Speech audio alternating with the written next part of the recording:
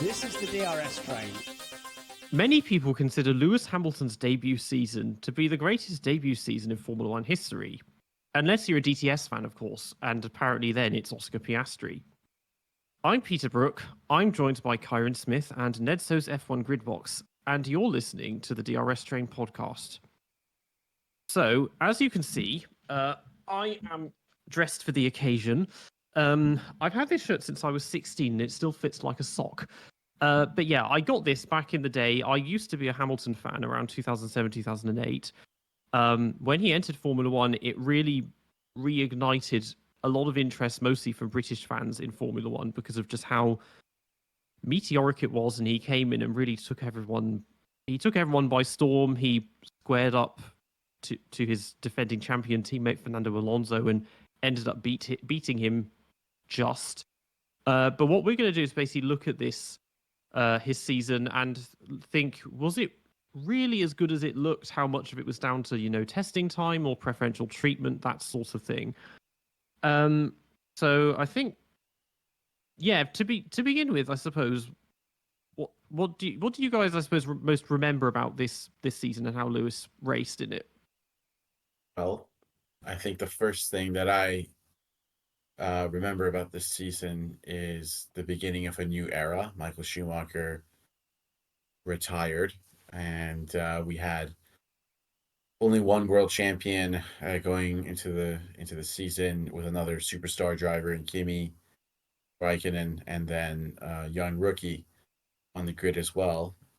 But there were so many changes, right? The tires changed because we went from a tire war in 2006 between Michelin and Bridgestone to Michelin leaving the sport at the end of 2006 and Bridgestone being the only supplier.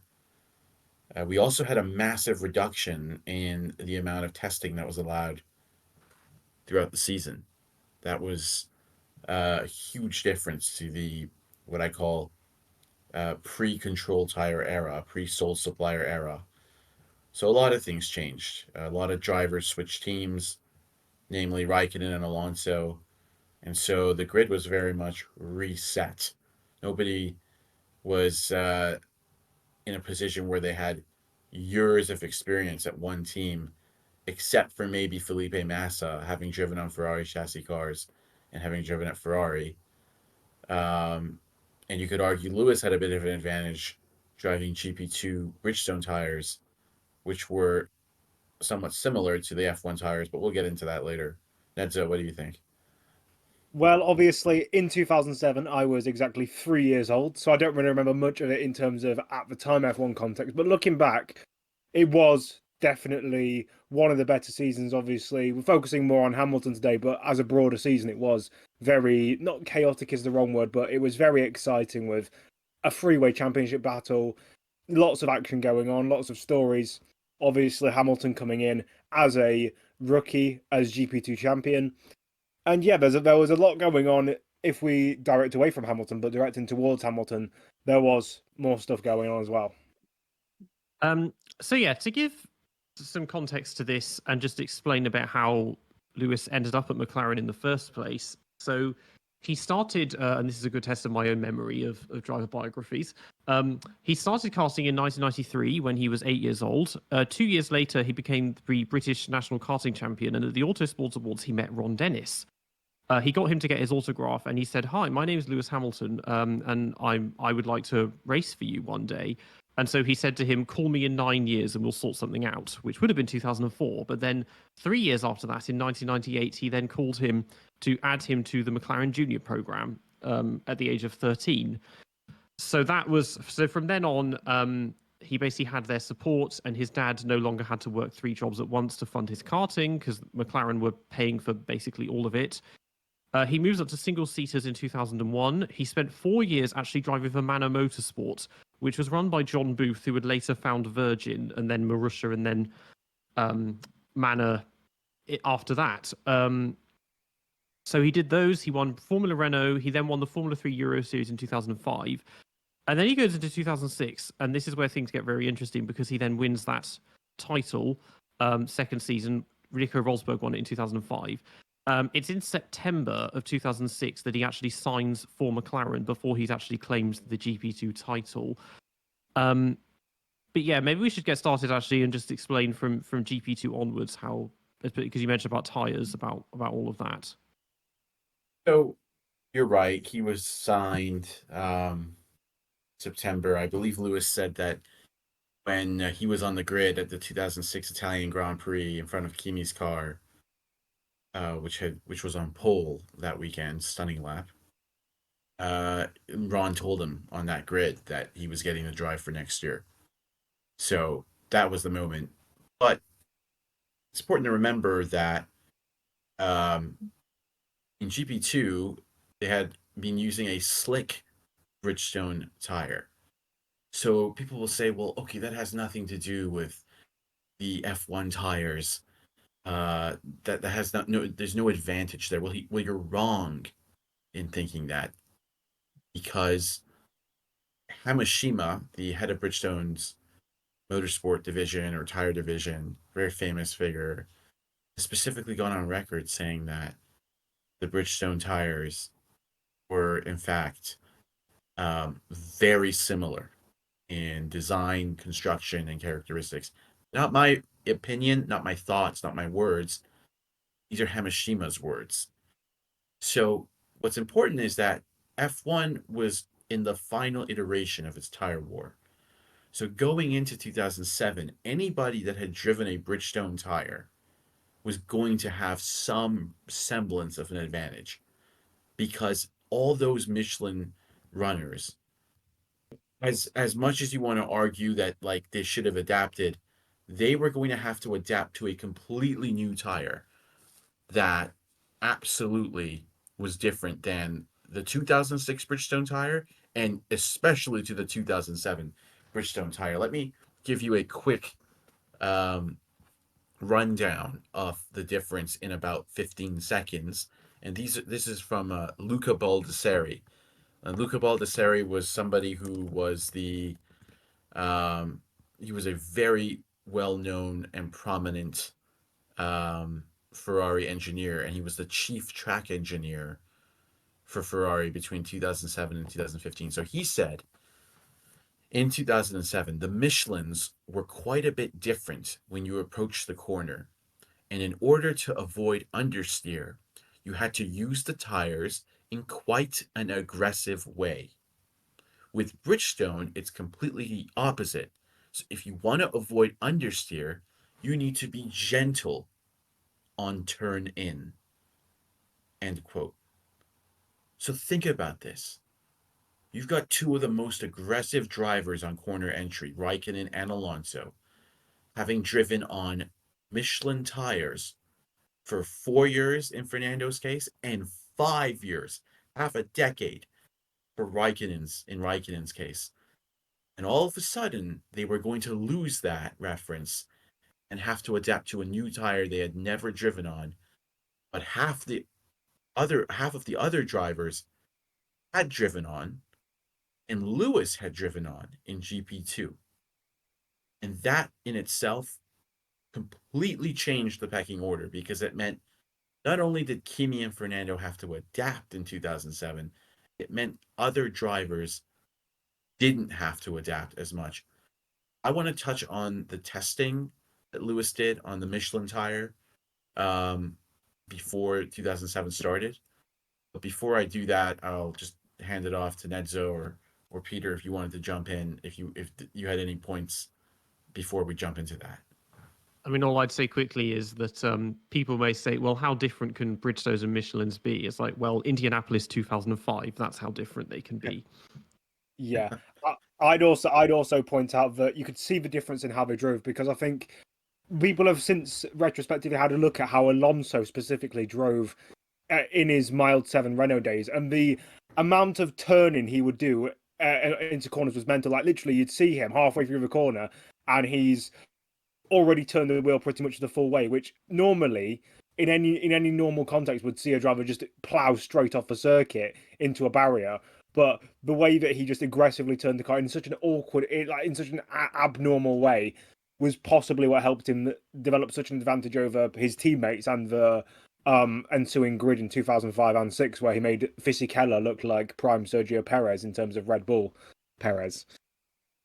So all good points, and you could also see that from Raikkonen as well. I mean, you look at one of Raikkonen's McLaren onboards with a Michelin tire; it's like a different driver to his onboards at Ferrari on Bridgestones.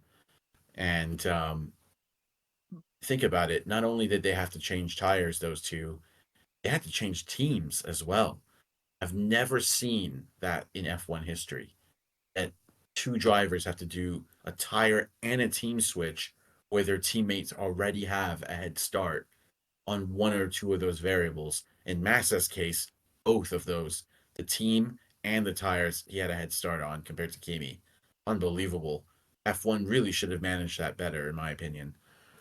But let's just get into the preseason testing. So, Hamilton did actually, if you look at the preseason tests, he actually had less testing mileage than Alonso. Alonso did something like 560 kilometers more. A bit negligible at the end of the day, so it was close enough.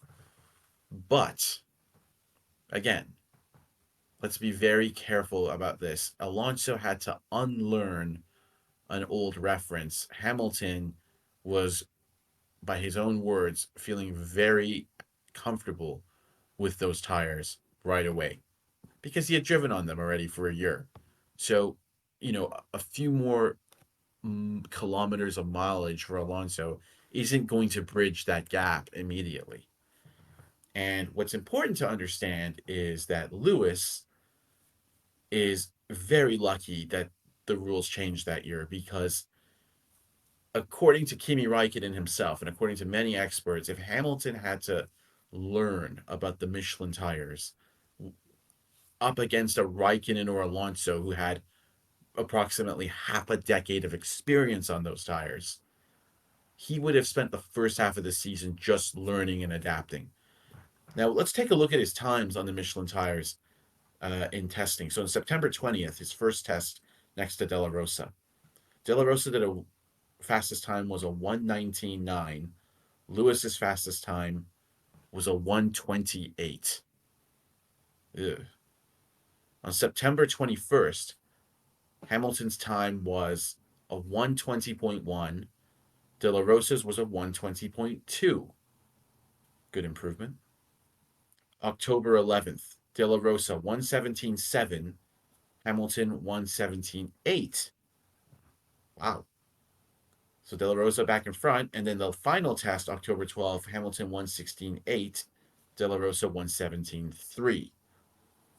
So, yeah, he's quicker at the final test, but this is not the kind of advantage that, you would say, well, this is somebody who's going to rock the world. I mean, it's like a very talented driver, a rookie, edging out De La Rosa in a test. And if we go by Kimi Raikkonen's manager, he claims, and again, it's Kimi's manager, so you could argue he's biased, but he did say the following. He said that once Lewis went to, well, let me start off with a quote. It's David Robertson, one of Kimi's managers. David and Steve managed Kimi. He said the Bridgestones were like on a different field, playing on a different field. Kimi and Alonso struggled. Lewis, when he was on Michelin's in his early McLaren testing, struggled like hell. He couldn't do anything. He went to the Bridgestones and it was, this is it. Because that's the playing field he was used to being on. That's what we all believe, and that's what Kimi believed. Kimi followed it up with a quote saying, if he had started in 2006, he, meaning Lewis, would have suffered. So this is very interesting to me because, let's just wrap up this point. I really believe that Hamilton would have been great on any tire. He's a genius. He's one of the greatest drivers ever. But he would not have had a rookie season with such superiority that he had and such talent and speed that he showed He wouldn't have had a rookie season anywhere close to the extent that he had in 2007 had Michelin stayed in Formula One, because McLaren would have been using Michelin tires. And if his teammate was Raikkonen or Alonso, he would have been a good half decade behind in experience. That is an impossible gap for any driver to bridge against two world class drivers like that. And he would not have had anywhere close to the impact that he did. So he's incredibly lucky, because not only did the tires change, those two were also trying to figure out where all the buttons were on the steering wheels, adapting to new cars that didn't exactly suit them. It was the perfect year to make your debut. And for this season. Um, so you guys have anything to add to that? Um, Um, yeah, I think I agree with some of the gist you've put there. I do think, in general, this is a point that I've had since I first started watching F1. That testing and especially free practice sessions is why I don't watch them nowadays. But testing as well, times for me don't really matter. I think obviously if you look at fastest times, you could argue that a driver is pretty much at their highest potential. But also I think we have when you because you mentioned about his tests with Pedro Della Rosa in the other car. Like, I know Della Rosa was a prolific tester for McLaren. He'd been there for I don't know how long it was at that point, because I know he left Arrows. I think it was in 2000. I think he'd been there for about maybe again half a decade or so. But if we're talking about drivers to compare someone like, even in his infancy, not infancy, but in his infancy of his F1 career, Lewis Hamilton, Pedro Della Rosa isn't really someone I'd put up there as sort of equal in performance. I'd kind of put Della Rosa quite low down, although he was underrated in his stint at Hungary, for example, where he got second in that race. Stuff like that. And yeah, also I think you didn't mention, from when I did a research on my own Lewis Hamilton video, I found out that he'd done a test where Mika Hakkinen was in the other car, because it was some sort of filming day, because Mika Hakkinen was quote unquote coming back from his sabbatical that never happened. And I'm not obviously. I think if we're talking about, obviously, I'm not sure when Alonso did his pre. Obviously, I know Alonso and Hamilton both did preseason testing, but obviously Hakkinen's test happened in 2006.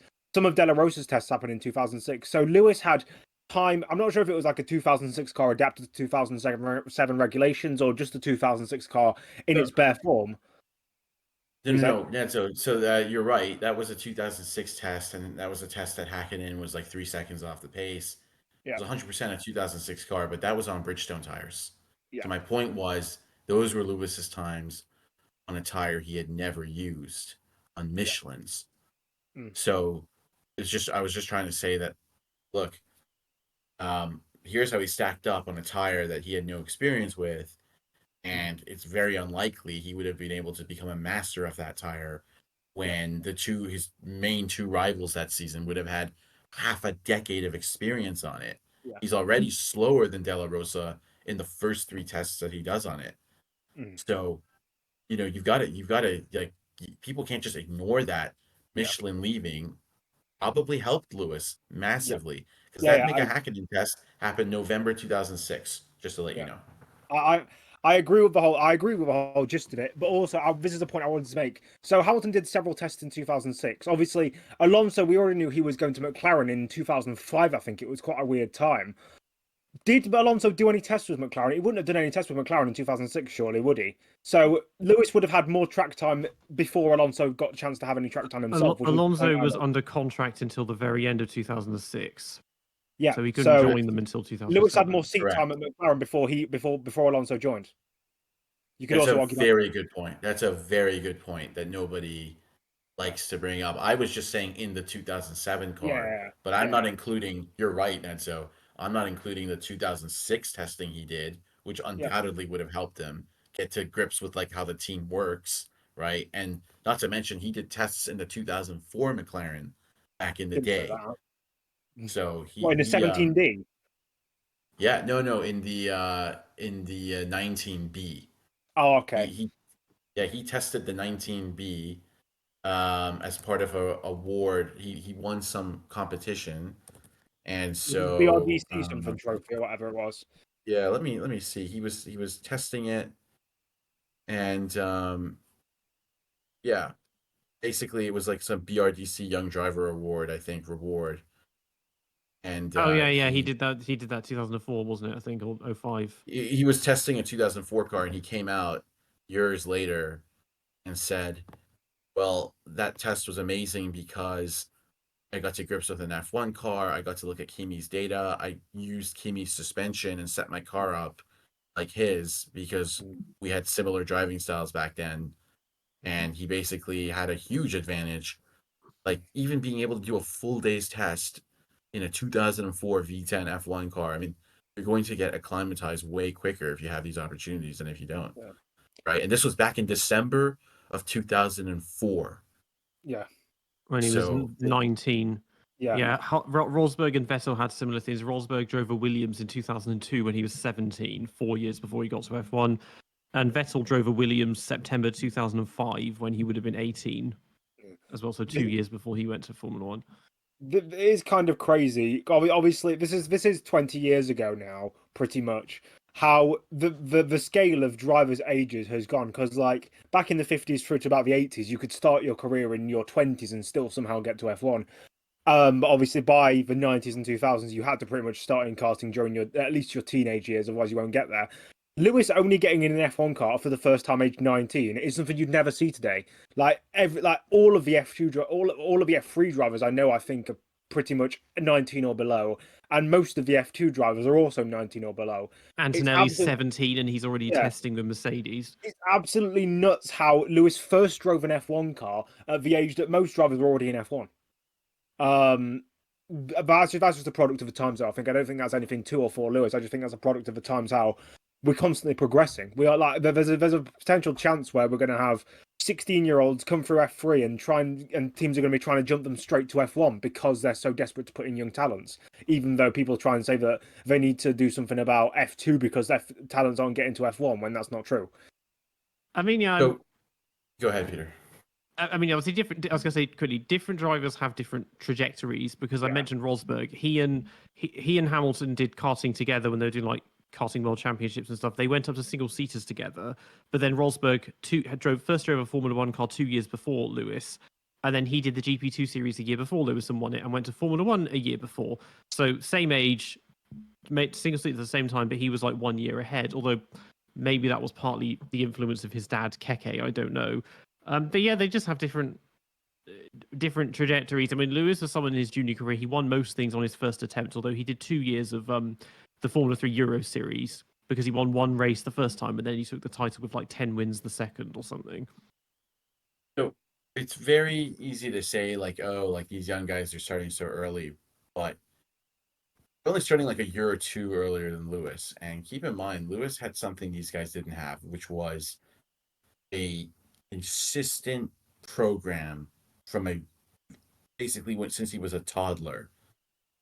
Let me read a quote from Martin Whitmarsh, just if people don't remember who that is.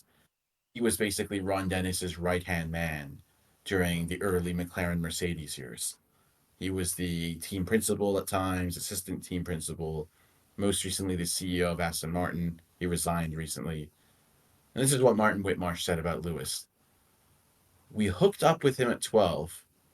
Okay, that's interesting choice of words. We hooked up with him at 12 and looked after him. Most of his decisions were taken for him in his life, in his career. It was an artificial existence. How could you become the most balanced human being when your life had just glided along? We said that nobody was ever going to turn up as a rookie, better prepared, physically and in terms of technical knowledge. But whether psychologically you can prepare, we didn't know. He turned up, and the first 9 races he was on the podium, which will never be repeated probably. It was an astounding start to an F1 career. Lewis was an experiment. He had a program. It was all the right stuff. But the one thing you miss in all that is you don't necessarily equip someone to make life decisions. And then he keeps going about how Lewis has made some bad decisions. But that encapsulates the Lewis Hamilton experience. He was an experiment. Yeah. McLaren had taken him in at a young age, and every single weekend he was doing some kind of a simulator program, a debrief session with an engineer, looking at Coulthard's data, looking at Raikkonen's data especially, and he came into F1 by far the most prepared rookie of all time. And somebody just quoting 2007 mileage stats is either being very dishonest or is being obtuse. Because as you pointed out, Nedzo, that doesn't factor in the 2006 McLaren mileage he had. That doesn't factor in the 2004 McLaren mileage he had. That doesn't factor in the countless hours in the simulator, the countless hours he spent in engineering debriefs with advisors, all from McLaren, to make him the perfect driver. This is unheard of. Kimi Antonelli has nothing like this, as far as I know. Nowhere near as intense as what Lewis had. So that's my point. That even though they may have tested earlier at a younger age, I think Lewis was better prepared. What do you think? I've got 2 points to make here. Obviously, you said that Lewis was basically done from he was supported by McLaren since a toddler. I know he was 13 when obviously he went into the McLaren Driver Academy, and at the 13, time okay. he was the youngest. Well, yeah, he's still a right point. He was at the time he was the youngest driver to ever be signed to a junior program, and he was like that for a very, very, very long time. I'm not sure if it still is. Peter, when you did your Red Bull video, were any of the karting guys 13 or younger? There are a couple of 13-year-olds. Yeah, like Johnny Edgar, Harry Thompson. I think one of the ones from Bernhard Auenger, one of the ones right from the beginning, maybe as well. Okay. Vettel was 13 actually as well. So we can say that there is competition for that now, but you'd still say get signed at a junior to a program at 13 is still incredibly young even by today's standards. Because most of them get picked up in F3 or F2 when you at least have to be 16. There's very rarely do you get them picked up in karting or even regional formulas. Another thing I'd like to point out is obviously you talked about him having all his decisions made for him. I obviously I wasn't really familiar with that, but that plays into something that I did an essay for my university course on why are sports stars seen as role models, and one of the examples I used was Lewis Hamilton, because nowadays Lewis Hamilton is seen as a perfect PR person, someone who you can trust to say, like F1 fans have gotten to the point where they're sick to the teeth of, some of them are anyway, sick to the teeth of him just saying, yeah, thanks to the fans, thanks to the team, thanks to everyone, and he's kind of a perfect PR person. If you want good PR, you go to Lewis Hamilton in Formula One. But like people forget his McLaren and his early Mercedes years, where he was off the wall, posted his team's telemetry data, posted like he crashed his car a few times on the real life roads, not in F1 obviously, that's not really relevant. And he has had a couple of scandals in 2017 on Christmas Day, his posting of the supposed transphobic video where he was talking about boys don't wear princess dresses. And now he's transformed himself into a PR golden child. Well, I think what Ciaron was talking about, how him having all his decisions made for him, probably makes sense as to why he was a bit of a loose cannon in his early F1 career, first 10 years of his F1 career. And now, since he finally realised, I think it was after that Christmas Day 2017 video, that actually, you know what, I can't keep going on having scandals. I need to kind of book my ideas up. But yeah, I think I don't know exactly where my point is going, but I just thought I'd make it because it was quite interesting. Yeah. No, very fair points, and I agree with all that. It's funny, Lewis met Ron when he was 10 years old for the first time. And then, I mean, that's just like, putting a face to the name that early can't hurt either. But, he had a massive advantage over any other rookie in F1 history, in my opinion. And then he had an advantage even going into his rookie season with the fact that he had all this experience at McLaren. He knew the team, basically, and he knew the tires, which Kimi and Fernando did not. On top of that, Kimi and Fernando are adapting to totally new environments. So, I mean, honestly, what kind of a rookie season is this? This is like as close to not being a true rookie season as I've ever seen, because the rules really changed drastically, and it definitely disadvantaged those who were on different teams and on different tires in 2006. And so that set the stage for what was this quote unquote phenomenal rookie season, um, as we all know. So, um, you guys have anything to add to that before we jump into the season? Two things, I suppose. Because we mentioned about the junior program, I suppose in the 90s they were quite new as a concept, like junior and development programs. I mean, Mercedes had a junior team in the 80s and 90s, but that was designed for sports cars, and that was what Schumacher was in, as well as people like Carl Wendinger and Heinz-Harald Frentzen. Vettel, actually, in 1998, he joined the Red Bull junior team, which was the name of their karting team that also did F3000. But then it was in 2001 that the actual Red Bull junior team that we know today was created, and he was one of its inaugural members.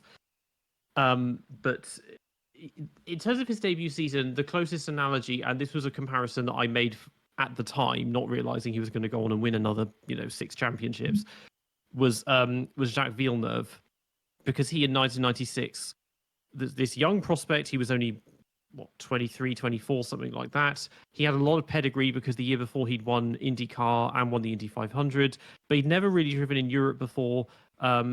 He got signed to the team to beat at the time, Williams, did an absolute avalanche of testing, and then almost beat Damon Hill, and then in his second season did take the title. So there were kind of definitely comparisons to be made to be going into the fastest team on the grid with what was going to become a future champion as your teammate.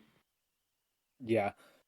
What I will say is Villeneuve, from what I think I watched an Aidan Millward video on this, I think Villeneuve before 1996 did 6 weeks of consecutive testing before he did Williams, and obviously he went up against Damon Hill, who is nowhere near I did a video on this as well about how Damon Hill is nowhere near the caliber of a champion, not specifically a Fernando Alonso, but that he's just not really that good of a champion. I might go on a bit of a mini rant here, but he lost to Alain Prost, lost to Michael Schumacher in a better car 2 years in a row. 1995 was a way better car than Benetton was, and then only just beat a rookie Villeneuve, and then beat Pedro Diniz. I mean, well done, it's fucking Pedro Diniz. And then lost to Ralf Schumacher in 1998. Only was ahead in the point standings because he team ordered a win despite being 3 seconds a lap fucking slower than his teammate, and then lost to Heinz-Harald Frentzen. Admittedly, Eddie Jordan was basically treating him as a lost child in 1999 and was neglecting him, until wanted out of F1. But still, like, to lose consistently to all of your teammates, not to all your teammates, but to all of the people you're up against, even when they're in better cars, for me, proves why Damon Hill wasn't really good. But anyway, let's move into 2007 for Hamilton. Yeah, let's move on to that. And point taken about Damon. I like Damon because he's interesting. He started F1 when he was 32 years old, and that's unbelievable. Like, I'm sure it wasn't easy for him to do what he did and have the pressure of trying to be his father. But hey, everyone has ups and downs, and that's the same for all the protagonists of 2007. They had ups and downs. Now, before we get into this, I wanted to say that there are rumors and mechanics at McLaren who said that Alonso had a bit of an advantage in one way, and it was that all the mechanics apparently wanted to work on his car. Now, part of the tactic that Alonso had was, and this I'm quoting Mark Priestley, who was a mechanic at McLaren during the time. He's actually a very well-known F1 personality now. Is F1 Elvis. He said the following about Fernando in 2007. So just keep this in mind. This is the kind of environment that Alonso set from day one in the team. This is before we get into Spygate. One of Fernando's tactics is to try and bring the whole team over to his side of the garage. There was a moment during 2007, Alonso turned up to races, and when I arrived, Fernando's manager or trainer was handing out little brown envelopes stuffed with cash to everybody who wasn't on Lewis's car. I remember opening up the envelope and there was 1,500 euros. It was so dodgy. First of all, you get an unmarked brown envelope, and then you're like, what's that? And then the trainer wanders off, and you're left with this thing that's literally just full of cash. The only people that didn't get it were the mechanics on Lewis's crew. It started to dawn on us what's happened here. He's looking to gain support. He's trying to encourage people to support his side of this intense battle that they were in. McLaren top brass found out about this and made us donate everything to charity. Anyways, it's just the kind of driver Fernando Alonso was. He wanted to be number one right off the bat. And in the first race, he got a major shock because Hamilton passed him in the first corner and showed that he wasn't afraid of Fernando. It was a big statement. If he's gonna, yeah, go ahead. If he's gonna bribe mechanics, you think he would do the ones on Lewis's side to try and win them over, rather than the ones he's already got? Yeah. Just wanting to give them a little boat, like under the table bonus or something. I think he wanted to demoralize Lewis's mechanics. I think he wanted to say, like, you either come and favor me, or you end up like them, poor, or something like that. It could have been a flex as well to show off his wealth, too. I doubt that. Maybe. I really think what he was trying to do was say to the team, like, this is my team, and I get the best mechanics and the best engineers. Because people don't realize, like, the mechanics are also different in quality. Like, sometimes the reason that you get sent out correctly in qualifying and sometimes you don't is because literally your mechanics and your pit wall are more competent than the other drivers' mechanics and pit wall. And so it's really important that you're able to, like, attract, even within the same team, the best mechanics in that team. That's what Alonso was trying to do from day one. He's trying to bribe them, saying, look, you don't want to be on this rookie, unproven idiot's car. He's a nobody. You want to be on Fernando Alonso, the guy that, quote unquote, ended Michael Schumacher's reign, the two-time world champion. I don't agree with that title, but anyways, the two-time world champion. He really flexed. That is what he flexed. That I am the boss of Formula One. Michael is gone now. It's my show. And he clearly didn't understand that Lewis Hamilton was not going to back down. And by the time we got to Monaco, Fernando was in a position where he was still trying to adapt to the Bridgestone tires. And Hamilton was literally quicker than him in that race. And Ron had to use team orders to keep them behind. But Alonso was annoyed that Ron would say this to Lewis and to the media, because it made it look like he was doing Alonso a favor, which, given Fernando's ego, would not have gone down well. We saw in subsequent races in Canada, when Lewis won, Alonso called him lucky. In Indianapolis, Alonso lost his mind in that race, weaving around on the main straight, gesturing to the pit wall. You could see that this was turning into an uncontrollable situation because one driver didn't care, Lewis, and the other one had absolutely no composure whatsoever. And Fernando completely was out of control, both in and out of the car. Before we talk about what happened with Spygate and the rest of the season, you guys have anything to add to that? I do. Obviously, part of the two things I remember about the early part of 2007 was Alonso's consistent first lap mistakes. Like Spain, he went off into the gravel, and I think Canada, he went off into the grass. I can't remember exactly. He went into the runoff, and then, because that's how it works at Canada, or how it used to anyway, because they've got a wall there now. But yeah, he made several first lap mistakes, because I think he tried to do to Lewis what Lewis did to him in Australia, and he miserably fails. The problem is, when Alonso is calm and collected, like he was at Aston Martin in 2023, like he was at the start of his Ferrari stint, because he didn't really ever do anything there in terms of championships, obviously. When he's comfortably set in a team, he can be the best driver on the grid not by far, but not especially now, but he was at the time he could have been. But the thing is, Alonso is just so temperamental. There are a couple of drivers like that. Alonso is probably the biggest example in modern times of drivers who depend entirely on morale. Even in bad morale, he can perform well. But when you have a teammate who's also a very, very, very talented driver who isn't affected by the same things that you are in terms of temperament and mentality, it's going to be hard to beat them. And he kind of proved that in the start of 2007. Obviously, Lewis got 9 podiums in a row.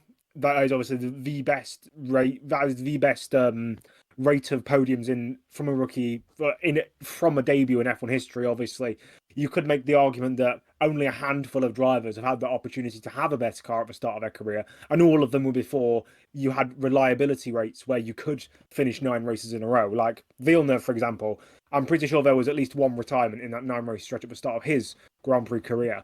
But yeah, like as much as I like to bash on Lewis occasionally a lot, and as much as I want to find some faults with what he did in the first half of 2007, you can't really. Like, there's a couple of races where he maybe could have got slightly better results, but that's just nitpicking.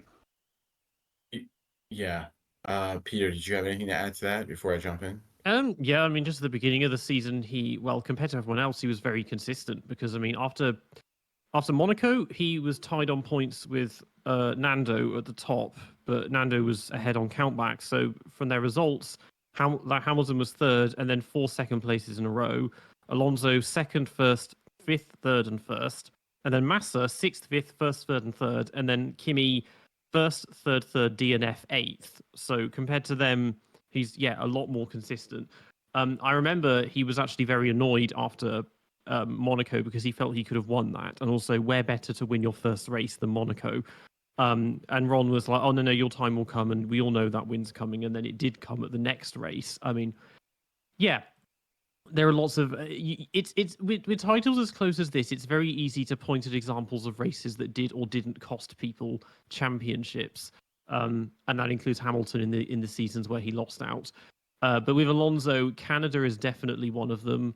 Got drive-through penalties, pace was all over the place. He gets overtaken by a Super Aguri right at the end. I mean, so this is one of the races you could point at that definitely cost him the title. Yeah, definitely. And I have to agree. I think Hamilton's consistency, whatever advantages he may have had going into the season, was remarkable. And, it's so easy for a rookie to get nervous and make a driving error. And he barely made any of those, did he, for most of that season, especially the first half. So credit where it's due. He was absolutely phenomenal in that sense in the first half. Alonso and Kimi were adapting to the Bridgestone tires and their new teams, and were making mistakes and were not as quick as they should have been. Alonso, I think, actually made more driving errors than Kimi or Lewis in the first half, if you think about it. Put his wheel on the gravel in turn 1 at Spain, like Nedzo said. And then he went off 4 times in Canada and got passed by a Super Aguri, like you said, Peter. So Hamilton had emerged as looking like the most composed driver of these guys early on, which was a function of him just being the most comfortable with his equipment. But then we got to the second half of the season, and both of these two, Kimi and Fernando, started to slowly start to get to grips with their car a little bit more. And then we had the ominous shadow of Spygate, which was the accusation that McLaren had confidential information about the Ferrari car and had potentially used it to design their car and had put pieces of Ferrari updates on their car. And so now, not only was McLaren fighting a battle on track, they were fighting one off track, both in the courts and then between their two drivers who hated each other at that point. This was a mess. This was a total mess. And this is where I think both drivers let themselves down. And I think Hamilton showed his immaturity, because we get to a race like Hungary, and Hamilton apparently disobeyed initial team orders to let Alonso by, which infuriated Alonso in qualifying, which led to Alonso blocking Hamilton in the pit stop to the point where Alonso could do an outlap and still make it to the line to do his hot lap. But Lewis didn't have time to do that. And what resulted was that Alonso was penalized. The FIA said he had basically cheated, thrown him out of qualifying, and Alonso, in fury and rage, had gone to Ron and said he would reveal information about Spygate to the FIA if he wasn't given number one status. So let's take a step back here and think about how insane this is. Like, you have an employee of a company blackmailing the CEO. You have a young upstart Hamilton, kind of too immature to realize the bigger picture, not really listening to his team. But you've got to say that Alonso looked a lot more unprofessional than Lewis did. And I think that's what really shocked me, is that Hamilton kind of kept his cool better than Fernando did in many ways that season. But this is where Hamilton's season also began to slightly slow a little bit in terms of momentum. I think that didn't help. And then before we get to the final two rounds, I think the team itself was a little bit divided at that point. And I think both Hamilton and Alonso had contributed to that. You guys have anything to add before we proceed? So Alonso, yeah, very erratic year for him, which is the case in a lot of his seasons. I mean, I have kind of conflicted feelings on him because I've kind of said before that I think he's the most talented driver of his generation in terms of natural driving talent. And you get a lot of people that say, oh, he needs more than two championships. And I'm like, does he really? Like 2005, I mean, Kimi's engine did half the work for him in winning that title. 2006, yeah, against Schumacher, he did have a big advantage until the tuned mass damper got banned, and then Schumacher could close in. Hungary, yeah, he should have won it without the wheel coming off. Schumacher had a lot of, well, he did, his usual antics in Monaco. He crashed in Australia, but then he put in some real storming races elsewhere. And the other races, like the titles he lost to Vettel, they were marginal, and he was in a less advantageous car. But then Vettel himself had lots of he lost a lot of races from the retiring from the lead that he should have won. But yeah, Alonso in general, not really someone who has much in the way of consistency because he's got nearly 400 race starts now, barely 20 wins or whatever it is, or nearly 30 wins, something like that. About 20 pole positions. These are not brilliant stats when you compare, because we mentioned Damon Hill earlier. I don't really rate him much at all as a champion. I mean, he's someone, he lucked his way into joining Williams when they were at their strongest because he's got a win rate of over 20%. He's got 21 wins and he did just over 100 races or something because he had that stint with that 4-year stint with Williams. But yeah, for Lewis, I remember he went on Top Gear at the end of 2007, I think, or 2008, and Jeremy Clarkson was asking him about, oh, did they think you were going to be just, be all well behaved to be like, yes sir, thank you, and all of that, and he was like, yeah, I think they thought that I'd be a bit of a pushover and just do as I was told and get out of the way for Fernando, and yeah, that was not the case. But yeah, the crux really, the turning point was the Nürburgring, because that was where his streak of podiums got broken. He crashed in practice. And then in the race, this is probably the first controversy point in his career, was that he was one of the ones that went into the gravel at turn 1 when the rain came down. But the crane picked his car up and let him carry on, whereas every other car got left there and they were out of the race. Admittedly, it didn't make any difference because he finished outside the points a lap down. But I remember people looking at that like that's a bit strange. Yeah, I think apparently the reason they gave for letting him back onto the track and not anyone else was because everyone else was really deep in the gravel trap and he wasn't really. And apparently he was in the firing line. He was in the firing line of cars who would then come on Lagerplane. So they wanted to take Hamilton out of the gravel trap to avoid another car coming in and hitting him, but they didn't mind putting a tractor on there, and someone could potentially hit that. Is what I'll say to that. The safety car wasn't even out yet when the crane came on. That's how different it was back then. And was it Liuzzi who nearly came in backwards and hit it, or was it someone else? He almost hit the safety car, and then he lightly tapped the rear of the crane. Yeah, because the safety car saw he was coming and just booted the throttle. I saw you see it on the broadcast. It's quite ominous because obviously someone filmed the whole thing from the grandstands as well. Though it's potato quality because it's 2007, but you can still see everything in real time. Yeah, Martin Brundle always used to say, even before Bianchi's crash, obviously, he used to always say, "Why are we allowing cranes onto the track?" Because when I was racing in 1994 in Suzuka, I obviously not me, but Brundle, he said that he obviously he crashed it in that race and he broke a marshal's leg because a marshal was on the track. Like, there should always be precautions in place when there are people or heavy machinery on track, and that's what it should have always been since their first warning shots back in 1994, 2007 Europe, which could have on another point saved Bianchi's life. But yeah, Yeah. I mean, we see close call. We've seen a lot of close calls of cars nearly hitting marshals and stuff. I think the only time a person has ever actually been hit by a car on the track would be Taki Inoue by the safety car in 1995. or Tom Price, which is a bit more of a gruesome tale. Yeah, Tom Price as well. Obviously 40, nearly 50 years ago now. That Yeah. I'm trying to think of, but yeah, No, I Lewis. mean there was that race at Austria or Spa, was it? There was a crazy start in the 80s. Oh yeah, Zolder 1981, Siegfried Yes. Sport.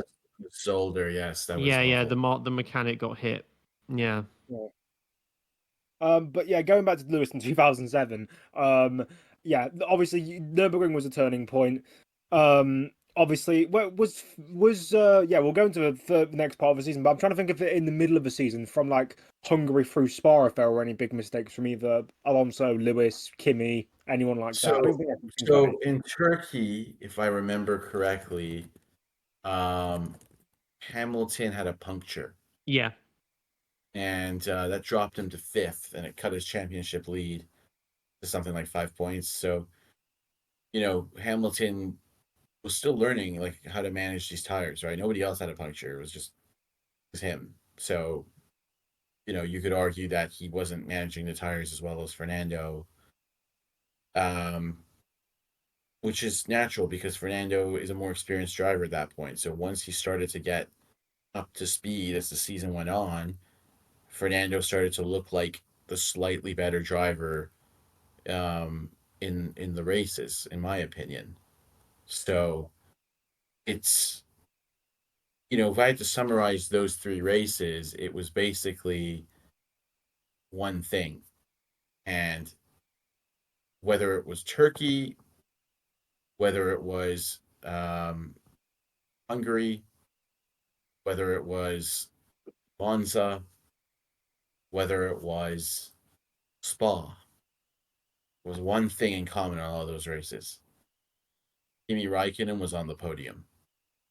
And the thing is that this is where Räikkönen really started to up his game, deliver a massive consistency, while McLaren were tearing themselves apart because of the Spygate and the inter-team duel between Hamilton and Alonso.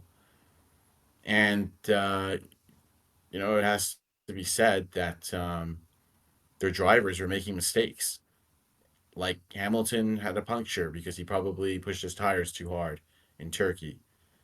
In Hungary, Alonso got himself a grid penalty.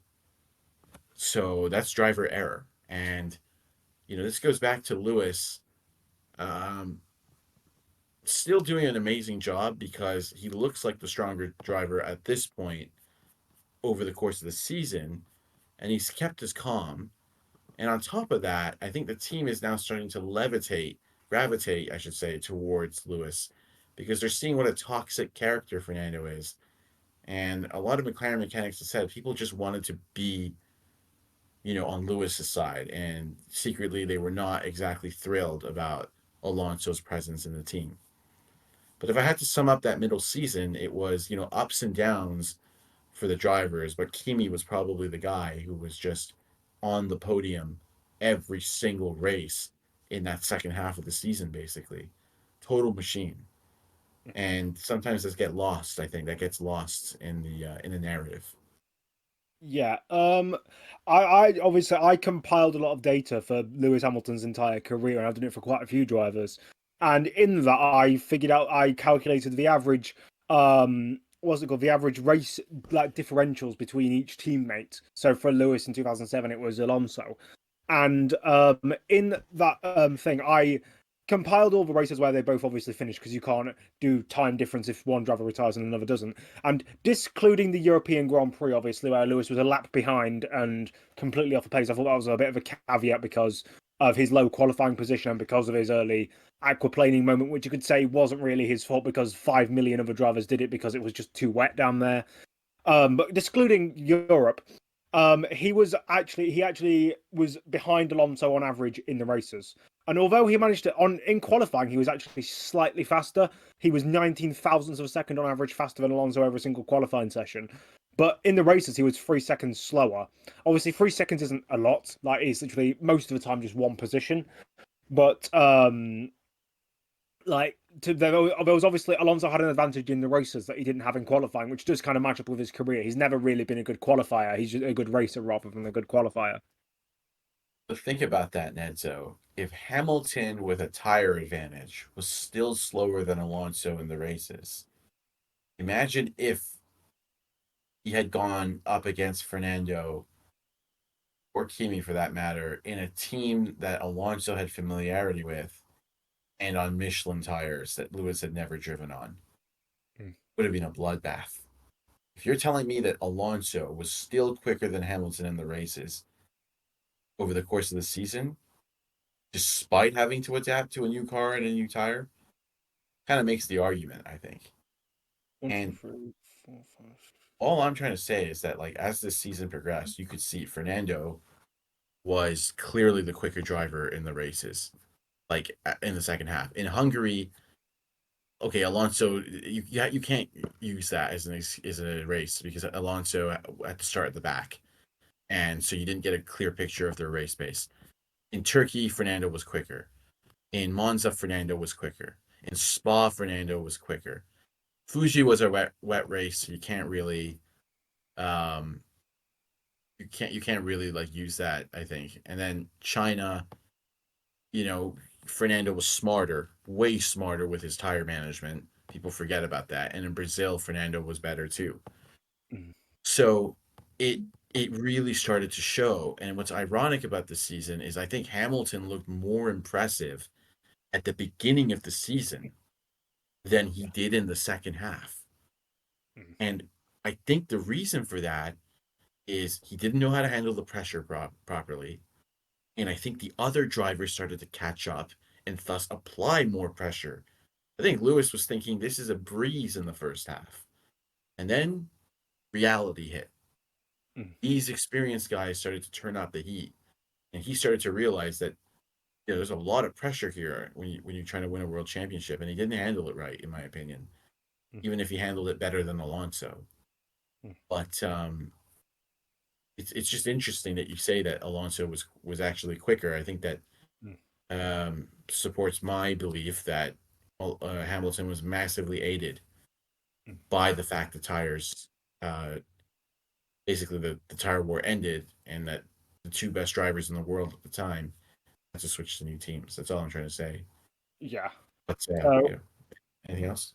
So obviously, but I'll just give some context to that 3 seconds number. That's over the 12 races that both drivers finished. So I'd say that's a fairly healthy amount. It's not like 2 or 4 races that they both finished. And what else was I going to say? The only thing I disagree with you on the point of the races where Alonso was quicker was Fuji, because yes, it was wet, and yes, that as a point you can maybe say it doesn't matter as much. But then you said that China does matter when that was also a wet race. I think that obviously Alonso crashed out in Fuji. That was, I remember I can't remember which video it was that Peter said that, where he said, "What a way to bottle a championship." It was one of the reasons why Alonso lost that 2007 title, because he did crash out while leading. Every champion's best and worst race. Yeah, that was all of his. It was just way to throw the championship. It was all the races that cost him titles. So let's just say I agree with you. Fernando made a huge mistake in Fuji that a world champion shouldn't have made, and it showed how much composure Lewis had as a rookie, that he could, not. I mean, Lewis also made a mistake in that race, but it wasn't a race-ending mistake. So, that just goes to show you how impressive Lewis was. But then let's just say what you're saying is right. From race 10 to race 17, Fernando finished ahead, or let's say and I'm not going to include Hungary. But even if we include Hungary, okay, let's include Hungary, right? Yeah. Fernando finished ahead 1, 2, 3, 4, 5, 6 times out of 8 races. And let's be honest, Alonso was flying in qualifying in Hungary. There's a very good chance he would have beaten Lewis that weekend. Mm. I really believe. I know Lewis is the Hungaro king, but he only finished like under a second ahead of Kimi. So that is a turnaround, and people forget that. Like Hamilton lost that advantage he had over Alonso in the beginning of the season because Alonso just started to adapt. And that's when we started to see, like, this guy's a rookie. He doesn't really know how to manage his tires yet. He didn't really know how to set up a car. He was kind of taking Fernando's setups. And he made mistakes under pressure. Namely China and Brazil. Huge mistakes. Huge mistakes. And therein lies the struggle I have with this season because it started so well for Lewis, but it ended in a horrible way. And I think people need to remember that. You can't just say that. People can't just write this off and say, well, you know, he was better than Fernando because of this and that. Well, you know, he also showed that even though he had the best car and he had familiarity with certain variables, he still made some pretty big mistakes. And, I think that now he wouldn't make those mistakes. So it's just something that I like to point out when people say Hamilton was so much better than Alonso. I think they both made mistakes. It was fairly close, but in the second half of the season, Alonso was clearly better, even though he crashed out in Japan. So Yeah. just something to keep in mind before we jump into China and Brazil. I don't know if you have anything to add to that. Oh, I was just about to jump into Brazil because you said that obviously Lewis made a mistake in China, but you also said he made a mistake in Brazil. What mistake did Lewis make in Brazil? He had a gearbox problem. Yeah, but remember in the first lap, he tried to pass Alonso and he Oh went yeah, off the circuit. He did. Oh, yeah, I remember. He did a Max Verstappen that defeated He also, Largo. and people don't realize this about 2007. Lewis had bad starts that season. He had horrible starts. Like 2016. in no, let me just And break this. 2021. Let me just break this down quickly because I want people to I want people to understand this. In France, he was passed by Kimi at the start. In Turkey, he was passed by Kimi at the start. In Brazil, he was passed by Kimi at the start. You can't you can't just ignore this. Like people just like to say, "Oh, he was just this flawless rookie with no errors." When you lose a place to one of your main title rivals 3 times on the opening lap of a race, that's a problem. Like at some point you got to stop letting Kimi pass you at the start. And Kimi just kept passing Lewis when it mattered. Every single race that Kimi had to pass Lewis, he did. That's what was so impressive about Kimi. It's like I remember after France, the narrative was Kimi underperformed in qualifying. He's behind the McLaren. He has to make that place up. He did. Same thing in Turkey. Kimi's way behind Massa in qualifying. He has to pass the McLaren at the start. He did.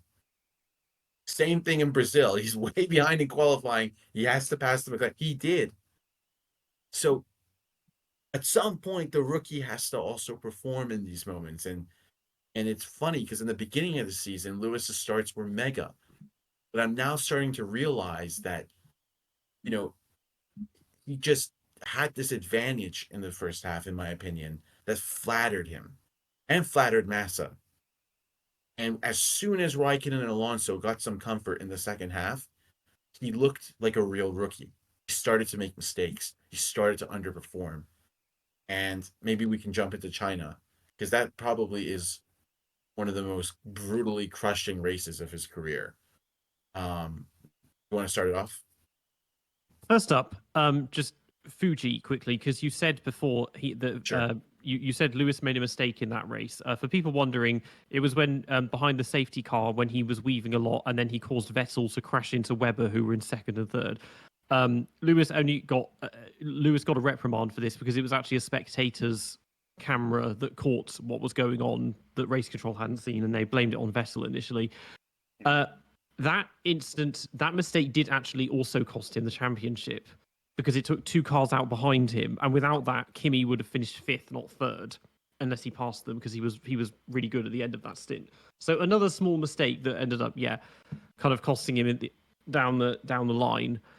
But yeah, with China and Brazil, as well as Spygate, another thing that can't be ignored is the allegations of sabotage that were going on for him because of the way both of his races just completely fell off the rails, and just enough in a way to take the title away. And the going explanation for this is basically that the FIA told them, oh well, you can avoid paying this $100 million fine as long as you just throw the championship, because they came back the following year with a car that was basically the same, and they won the title and clearly were You'd think losing $100 million would affect them a bit more, but it didn't seem to make much difference. Well, here's the thing about that, Peter. Zach Brown and Ron Dennis had said that the fine was paid over several years. It wasn't paid up at once. So they had over a period of 10 years, they had to pay this fine. And McLaren wasn't performing very well financially. Even now, it just posted a profit in its last quarter, but it's a loss-making operation. McLaren has largely for the past few decades been running on shareholder equity injections. So $100 million fine is huge. And they had to pay that every year, like 07, 08, 09, 2010. They had to pay a little bit of that 100 million staggered in payments over several years. And so that I understand. They didn't actually have to take the whole hit in 2007. And with regards to sabotage, I don't see it. And the reason I don't see it is because it would have been an amazing story to have a rookie world champion against the odds. F1 wouldn't turn that down if they could. And 2, Hamilton made a mistake in China that was his own fault. At the end of the day, people forget. Yes, that strategy was aggressive, and maybe they could have been a little bit more conservative, even though Renault had done the same thing in 2006. And I think McLaren were trying to not repeat the mistake Renault did, which was to switch to tires too early. Basically, I think they were thinking if we switch to the dry tires too early, we'll destroy them. I think that was the rationale. But the point is, Hamilton crashed at the slowest part of the circuit, the pit lane entrance. So you can blame McLaren, yes, but some onus has to be on the driver. You should be able to be mature enough and smart enough and composed enough to say, look, all I need to do, whether I have 1 wheel on my wagon or 4, is get this thing to the pit box, and I'm probably going to win the 2007 World Championship. Right? That's all he had to do. And to me, that was an unacceptable mistake. And I don't actually blame the team for that. I blame Lewis for that. Because that's a pit lane entrance. That's the slowest part of the circuit. You could crawl around there and still make the corner. And he misjudged it. He was under pressure. He was in a hurry. Kimi had baited him. Kimi had made him push hard early on, wear out his tires more quickly than he should have. And by that point, he had been passed by Kimi and basically by Fernando too. So he was annoyed. He was like, this is not what I want to do. I want to win this race. I want to be the world champion in this race. I don't want to let it drag on to Brazil. And he made a mistake under pressure, and that has to be acknowledged. It wasn't McLaren's strategy technically that caused him to retire. It was the fact that he crashed in a pit lane. And anyway, what are your guys' takes on that? That's how I look at that race. I mean, I agree that it's driver mistake, but I do also believe that I would agree with you saying that it's completely his mistake if the tires weren't completely bowled when he came in. Those tires on a greasy, damp surface would work about as well as, insert analogy here. Don't get me, it's still a driver mistake. He should factor that in and go slower as a result of that.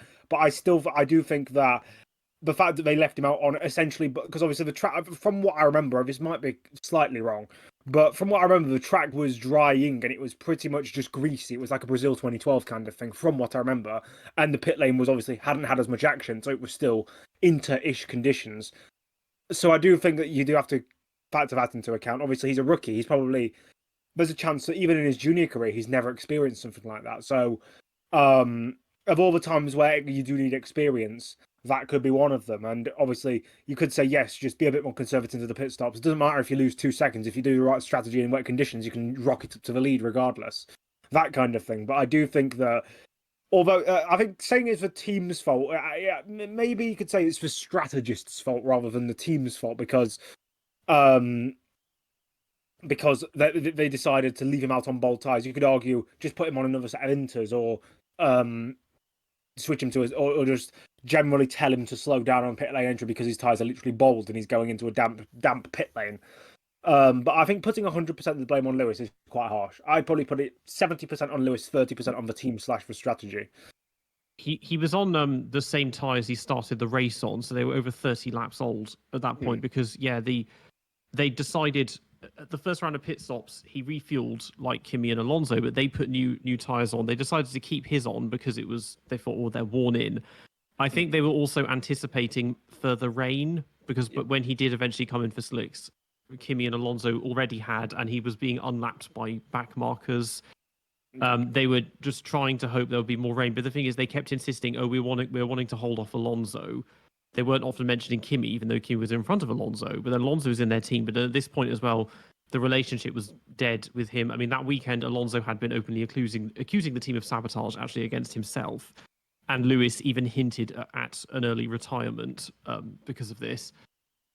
But it just made no sense because it was they were that desperate to hold off Alonso on a strategy that clearly wasn't going to work when they could have just played it safe and done the same thing that Kimi had done whilst in front of him. Because even if he finished second, I think he still could have taken the title.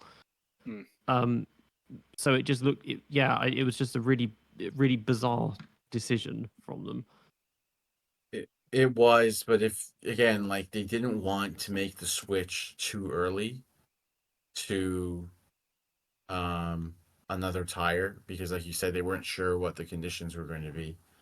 Renault had made that mistake in 2006, so I actually understand why they kept him out there. They just wanted to make sure that they didn't make a huge mistake and have to pit again a few laps later, you know.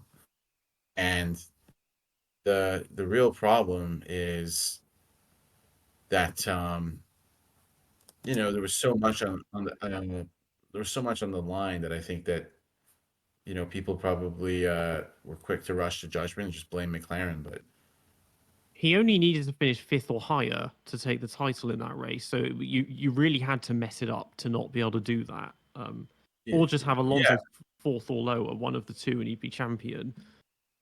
Yeah, and they found a way of squandering both of those.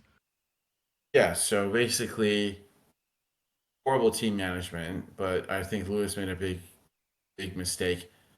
Fernando had also, I think, demanded like people to be in the garage to like make sure there was equal treatment because by that point Fernando was pretty isolated in the team and Lewis had most of the momentum inside of the team as well. Credit to Lewis, he won the team over, which is incredibly difficult to do as a rookie over a 2-time world champion. But I can't get away from this because the guy crashed in the pit lane. Like you want to say he had one wheel on his car. You want to say it was a greasy track. Like if we had put Michael Schumacher in that car, would he have made that mistake in 2006? Probably not. Right? Like let's be honest. Like would Alain Prost have made that mistake? Probably not. So my point is that if you're saying 70-30, 70% being Lewis's fault, it's still Lewis's fault. And that's a big mistake. That's a rookie error. And that supports my theory that he actually started to get worse as the season went on, not better. Because he was being challenged by drivers who were now starting to find comfort in their cars and their tires. And he kind of collapsed under that pressure. And Race highlighted that perfectly. He made a huge mistake again in Brazil on lap 1, and then he got a bit unlucky. His car had some kind of a failure, a gearbox failure, I think. Yeah. So he lost many seconds, and had to fight his way through the back. But at the end of the day, he had still dropped several positions before that too. And you got to ask yourself, you know, why? And the answer is because he was immature. He was a rookie. He was still learning, and that's part of the game. This is where analogies come with Piastri, because people say, "Oh, the difference between him and Lando is that his tire wear is not as good because he's a rookie, or his tire management." But then, at this point, Lando is not exactly much of a benchmark, I think. But Yeah, that's concerning for Piastri because I don't think Lando is anywhere. First of all, Lando's nowhere near as good as Fernando Alonso, right? Let's be honest. he's not even as good as rookie Lewis at this point, I think, as well. Yeah, I don't think he's anywhere. Yeah, I don't think he's better than Ricky Lewis. So maybe in terms of setting up a car, I don't really know. Maybe some tire management, but Mhm. everything else, I think Rookie Lewis would have beaten Lando. Yeah, the problem with Piastri is that he has a weaker benchmark. So yeah, just to your point, it's you know Lando shouldn't be out qualifying Piastri by the margin that he is, in my opinion, because Lewis, even at the end of the season, had a quality advantage over Fernando. Of course, again, Fernando had tires that he wasn't comfortable with, and that got better as the season went on. And of course, there was refueling back then, so you have to adjust for the fuel in qualifying. But generally speaking, um, you know, if you're a rookie and you're still getting out qualified by Lando by this margin in your second year, that's more concerning than if you're a rookie and you were getting out qualified by Fernando Alonso. And in this case, even out qualifying Fernando. There's a huge gulf in difference between Piastri and Hamilton, in my opinion. I don't even think you can. One was much more impressive than the other one, in my opinion.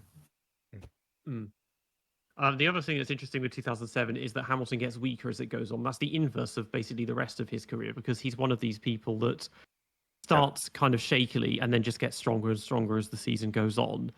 And that's happened basically every year that he's been at Mercedes. That has been the case. And as we're seeing, it's the case now, even this year. Yeah. Obviously, we were talking about Piastri as an alternative kind of another season where people think a rookie has done well. Obviously, his 2023 season was the biggest points haul for a rookie, but you have to take into account that Lewis had maximum 10 points for a win. Piastri had maximum 25 points for a win. I hate those tweets because they don't. Yeah. You can't compare the two. They say that Lance Stroll has got the most points of any Canadian. It's like, yeah, because of the point system. It's Gilles Villeneuve, I think, has the highest overall, or Jacques or something. Yeah, but if when average finish, I'd sort of understand it. But yeah, but if we go into other really good rookie seasons, obviously you might think of some more modern ones. But me being me, I can think of the classic ones. Obviously, you've got Clay Reg at Sony, 1970. He comes in, I think, 4 races into the season and still finishes third in the championship because he gets several podiums. I think he might have even got a win at some point. I think at the Italian Grand Prix, winning his first ever Italian Grand Prix for Ferrari. I might be wrong with that. But there's been several great rookie performances, like Mario Andretti got pole on his F1 debut.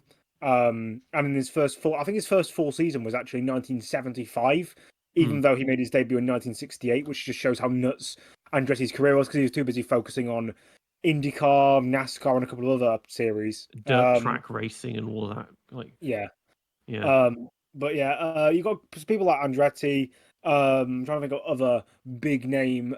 Villeneuve, obviously, he debuted halfway through 1977, I think it was. Drove for McLaren for one race, the British Grand Prix, and then drove for Ferrari for the rest half of the season. He did quite well there. I'm trying to think of other big. Senna, big 84, Senna, podiums 84, at yeah. Tolman. Won the that Mercedes exhibition, the Race of Champions, or whatever they called it. Yeah, Alan Prost in 1980, he beat John Watson, and John Watson's quite an underrated driver in my opinion. You could say that. Trying to think of other John Alesi, 1990. Yeah. Michael Schumacher's 91 was impressive in itself, right? I Completely mean, forgot Of about course, him. yeah, This he was did. like- I think he did outscore PK in the 4 races they had as teammates. and he Also, and he outqualified PK like 4-1 or something. I mean, to be It's fair, just this like, was PK was at literally the very end of his career. I mean, yeah, Schumacher was that's kind true. of a teammate destroyer. Well, he was always a teammate destroyer, but especially then because he did that, and then he had Brundle and killed Brundle's career, and then he had Patrese, and Patrese was like, "Yeah, I'm just not bothering anymore." Yeah, I have Schumacher's stats for his entire career. Let me get these up. Hold on, let me quickly get my Excel document up. Another one I Load you mentioned quickly, Farina, 44-year-old rookie, takes the title. stupid.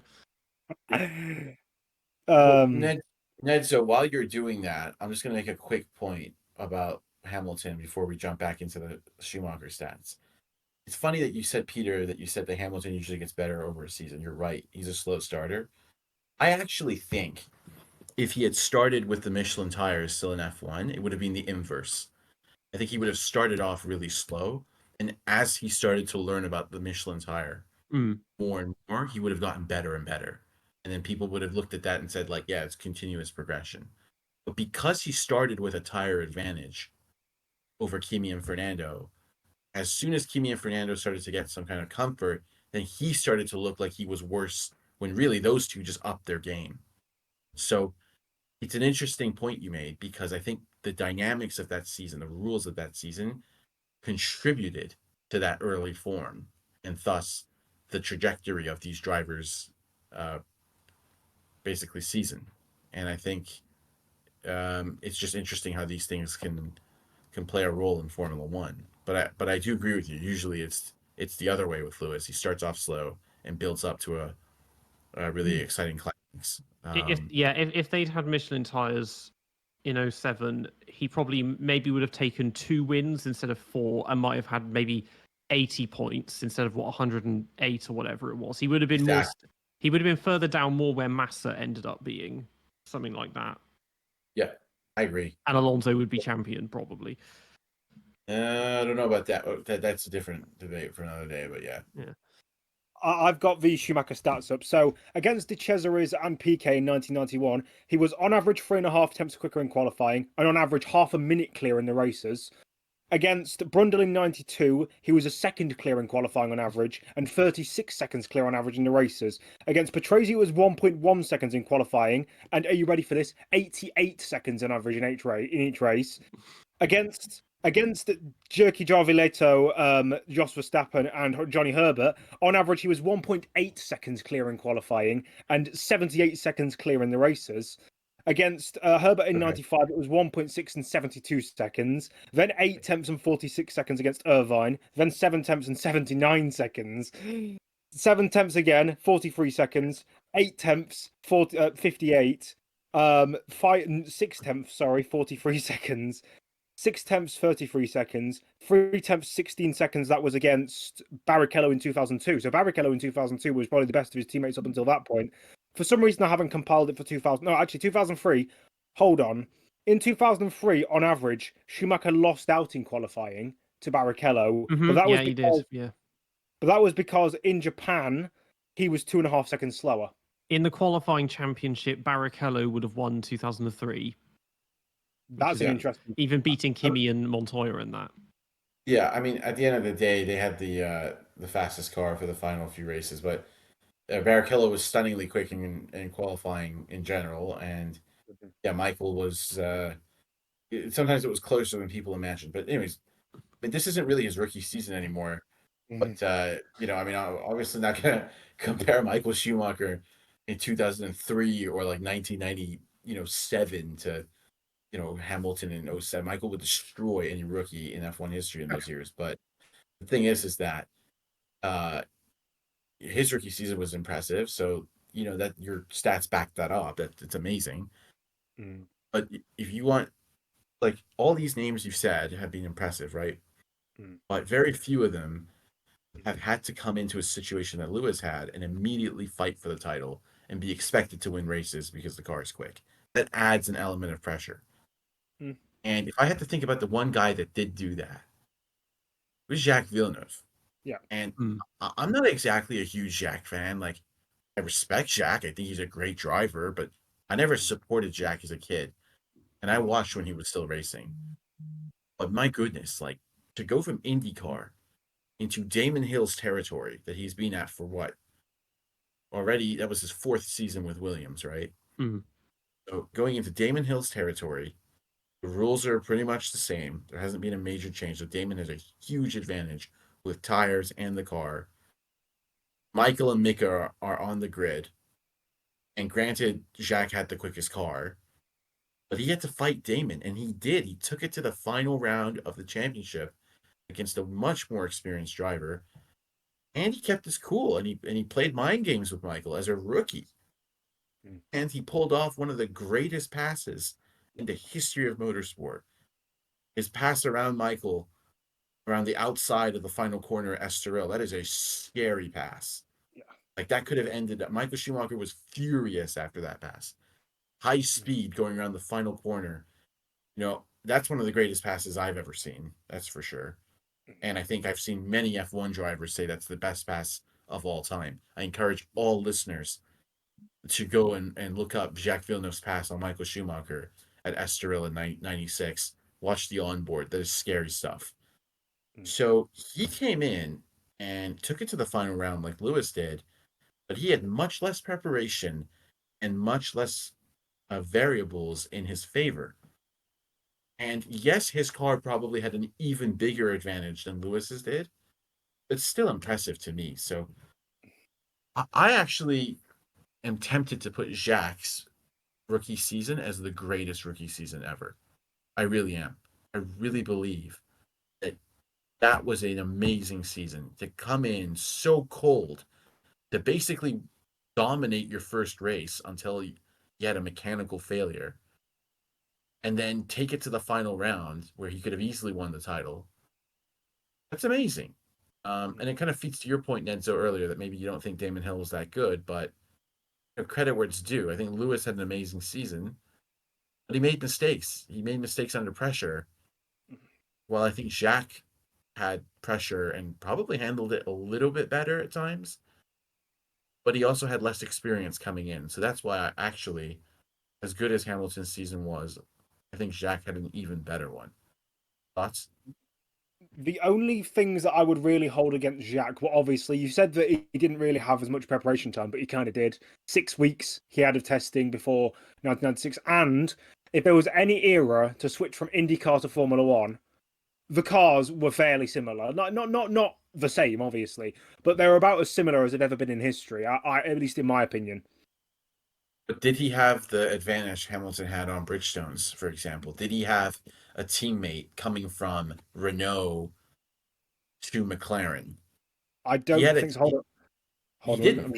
No, it was a rhetorical question because, like, Yeah. Damon had been at the team since 93. 93. That was when he Right. was driving, but he'd been Been there since testing with them since 1991. 91, I think. Yeah. Wow. Think about that. Think about how ingrained in the team Damon must have been and how viciously determined Damon was to get that title. And Jacques still took it to the final round. That's crazy. Like, I can't even believe that. Can I also interject with some nerdy stats again? So against Villeneuve in 1996, Hill was on average 3.5 tenths quicker, but in the races, without the caveats, Villeneuve was 2.4 seconds clear, so just ahead. And the only times where Villeneuve was beaten by, there were several times where he was beaten quite considerably in qualifying, but these were tracks he didn't know. So, for example, Interlagos, Buenos Aires, Europe, so that had been the Nürburgring, Monaco, France, Germany, so the Hockenheim. So those are the big losses he had, up to about from half a second up to 1.1 seconds where Damon beat him in qualifying. Like, that is also that's one thing that Jack did that someone like Michael Andretti, who went to McLaren, didn't do. Although I think Michael Andretti deserved more of a chance in F1. The one thing he didn't do was acclimatise to the tracks. He didn't acclimatise well to F1. It was clear that he just wasn't ready. Like, when he was at IndyCar the first time, he was amazing, and as soon as he went back to IndyCar in '94, he was amazing. But in 1993 with McLaren, he just struggled so much because he didn't adapt well, and that's what Villeneuve did do. Absolutely. I mean, that's what I'm saying. I mean, that's amazing. He was quicker. Sorry, Peter. He was quicker than Damon in the races, is what you're telling me. He also got pole on his debut and almost won it as well. Well, he would have won that. He had a car problem in that race. He would have easily won he was that like race. 30 seconds ahead of Hill as well. So yeah, he could have won. He would have been the fourth driver to win on their debut because the others are Farina, if that counts. Johnny Parsons, if that counts, and then Giancarlo Baghetti, which does count. I think maybe there's another one. I don't know, but yeah. Although Giancarlo Baghetti did do several non-championship races before he made his F1 debut. Yeah, that's the thing. Nobody really had debuts back then because they were doing 10 million other things at the same time, and all the non-championships stuff. It just so happened that if the race you did was a Grand Prix, that's kind of how it was seen. Yeah. Yeah. It was a very. It can't. There are so many ways you can't compare old F1 with modern F1. It's just so different.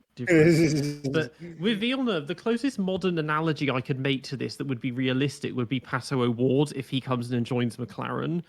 Because he has, I mean, people talk about like Colton Herta and Alex Palou, and their names get linked to Audi sometimes and stuff like that. But Pato, he's a development driver for McLaren. He's done FP1 sessions with them. He's driven F1 cars, so he has that bit of experience.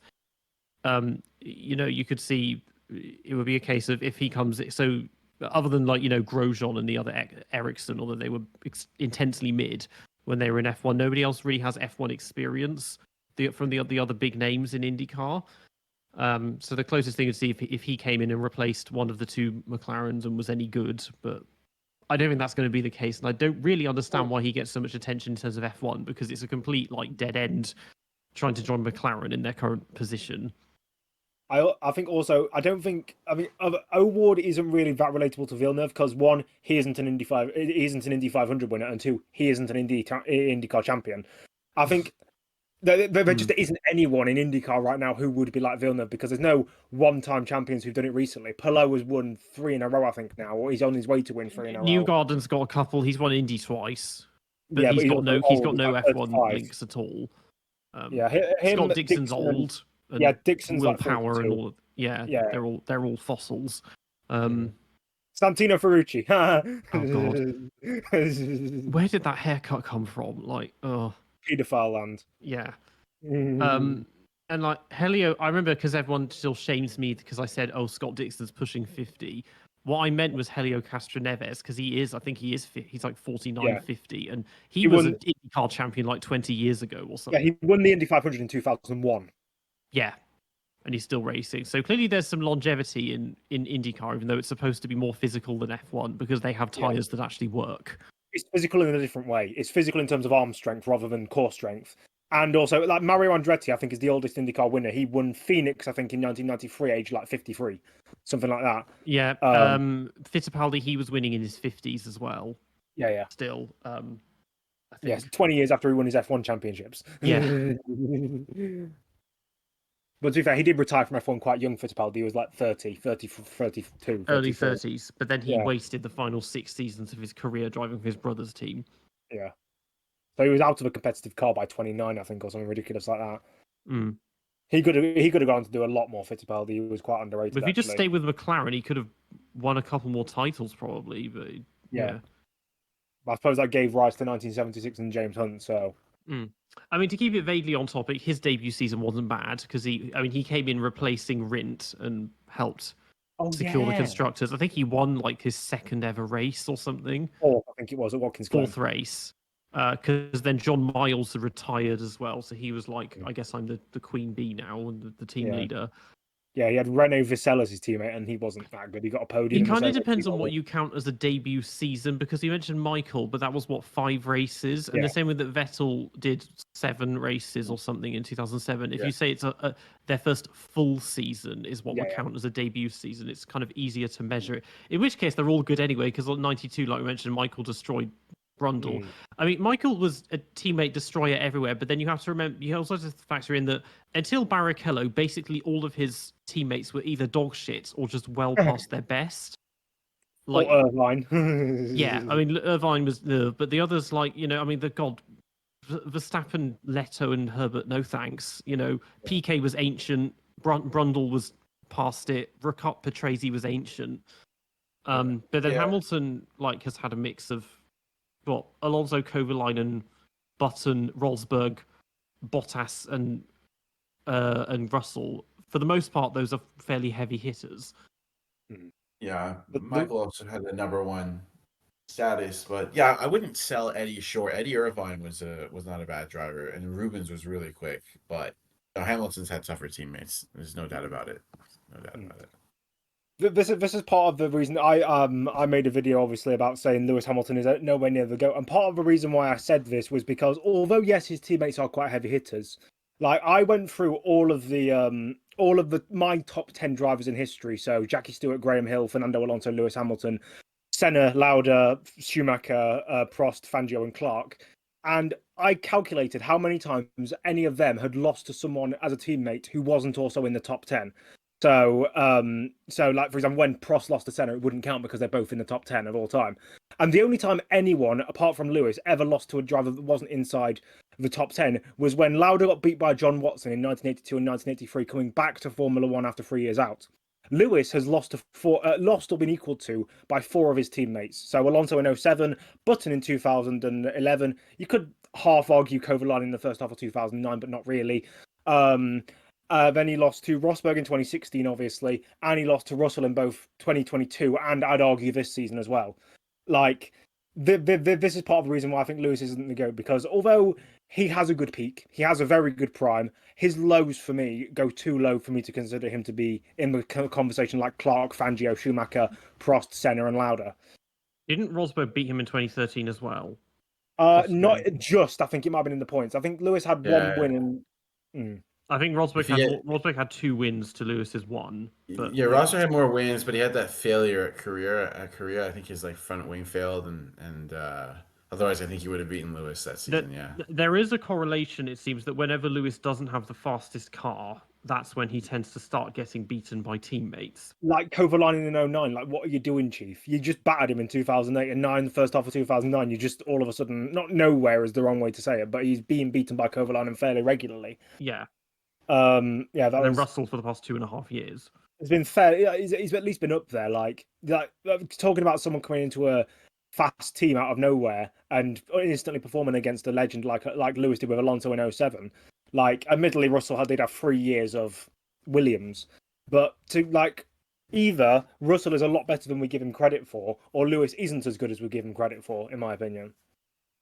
Yeah, I think it's the latter. But the thing is that his rookie season flattered him because of the variables that we've discussed on this. So I really believe that was a contributing factor to that.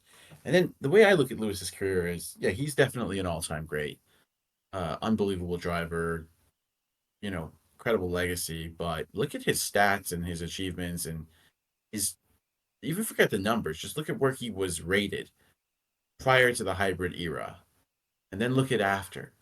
And to me, that move to Mercedes inflated his stats. So I don't really look at his stats because before that, he was pretty similar to Kimi and to Fernando, both in terms of, pace and ability, and also in terms of stats. So he was basically losing to Kimi and Fernando in 2012 and 13 when he arguably had a better car. So I think his move to Mercedes was the greatest move in the history of Formula One in terms of timing. It's not the greatest achievement, in my opinion, because the team was already set, ready to go. But it was that move he made in 13, and then to benefit from the hybrid era in 14 was just incredible, because it inflated his stats so much more than any other of his main competitors. That now it gives a very unrepresentative picture of his ability relative to his peers in his generation. That's not. Yeah, that's my point. Yeah. That's the problem with modern Formula One, because not only do you have, compared to the 1950s, let's say, to Fangio, you have 3 times the amount of races, and you have probably double the amount of reliability from the 60s onwards, because I think Fangio, despite racing in the 50s, had an 86% finishing rate, which is pretty insane. But that's the problem. I think Peter has said multiple times that if you translated Hamilton's results to the 50s, he'd only have 30 wins because of his percentages and stuff like that. Yeah. And his finishing rate is over 90%, so it's one of which the is the highest of highest any. in F1 history. When It's it the would probably highest be in the 50s and 60s, it would have been probably more like 60%, which is what it is for drivers like Prost and Senna and that. Yeah. Yeah, I mean, if he had been driving for McLaren in the early 2000s, he would have finished like 10 races. 2 So races. it is timing and luck, and he had a lot of that in his career. I mean, I don't think anyone with a straight face can say that Lewis Hamilton hasn't been absurdly lucky at key moments in his career. But that's not to take away from the greatness of the man. He's an amazing driver. I respect him. It's just, did I think he has the best rookie season ever? No. And do I think he's the best driver ever? No. Despite what people say, he's had to overcome far fewer obstacles than basically every other driver. Once he got to F1, pretty much. Once he got to, I mean, yeah, because the Mercedes move as well is that it's a different team but same engine supplier. So he's been connected to Mercedes now for 26 years, which is going to change next year. And of course, Mercedes were developing their hybrid engines since 2007, so that's in itself is a huge advantage as well. There's been a lot of consistency, so he's gonna have quite the culture shock, I think, when he goes to Ferrari. Yeah, because everything is going to be completely different. Let's see if he can do what Fangio did and actually time his moves right. Because Fangio timed every single move to another team he made right. He went from Alfa Romeo to not to Ferrari, sorry, to Maserati. At the end of 1953 was a bit of a bad one, but then went to Mercedes as soon as they got good. He went to Ferrari as soon as they got good. He went to Maserati again as soon as they got good. Like that's the thing. If Lewis can do a Fangio, then I might see him in a better light. But I don't think that's going to happen. I think that Ferrari, whatever happens, there's going to be a caveat to it, because I think we've said multiple times in multiple previous podcasts, if he beats Leclerc, everyone's going to say, well, it's because he's Lewis Hamilton and he's going to have brought the team over to his side of the garage. And if he doesn't beat Leclerc, people are going to go, well, he's not good. He's not beating Charles Leclerc. The excuses that you use will depend on the results, kind of thing. So it will be interesting to see how he goes up against Charles Leclerc in his own team. As it'd be like someone like in the late 1970s, someone like, I don't know, Emerson Fittipaldi going up against Gilles Villeneuve in his Ferrari. I don't know, something like that, because he's a golden boy. Charles Leclerc is a golden boy. Some part of me wants to see Lewis do well and kind of get his 8th championship and exert his dominance and stuff like that, but I just don't think he will. I just don't think it. I think for the stories, because I'm obviously hoping to become a journalist, I think it'd be great for my stories because I can just put something out and it'd be great for headlines and stuff and great for the sport as a whole. But I think for the people who care about the context of statistics and the context of everything that happens, I think there'll always be a way to put Lewis down at that Ferrari stint, whether it be he's only won because of this or he's only lost because of this. There's a way you can always fangle anything with Lewis Hamilton, and that's the crux of everything, really. I think also, well, now that Newey is basically not going there, that's probably put quite a dent in his chances of taking the 8th title. It does mean, since the latest intel is that he's going to Aston Martin, that for once maybe Alonso has made the right move. It's taken 23 years, but he's hit the jackpot. Yep. Yeah, I highly doubt Fernando Alonso will be allowed to win the title over Lance Stroll's son. And there's another element. Sorry, Lawrence Stroll's son. And the other element here is that Verstappen may be interested in going to Aston Martin, from what I've heard, in 2026. That's to go with Newey. Well, I don't know how they would work that one, because Alonso's got his indeterminate number of years contract. So they would kick him out. I mean, you can break any contract in F1. We've seen it time and time again. I mean, to be fair, I think Alonso would accept that if it means going to Red Bull, even though he'd be joining Red Bull right as they're about to become useless. I don't think Red Bull would take him. I really do think there's a possibility that he just get kicked out of the team for Max Verstappen. There's no way Lawrence Stroll will fire his own son. But at the same time, if Max does go there, are they really going to try and even attempt to orchestrate it to make Stroll look good? Because Max is not going to accept that. Alonso seems to put up with it, but Max would never put up with that.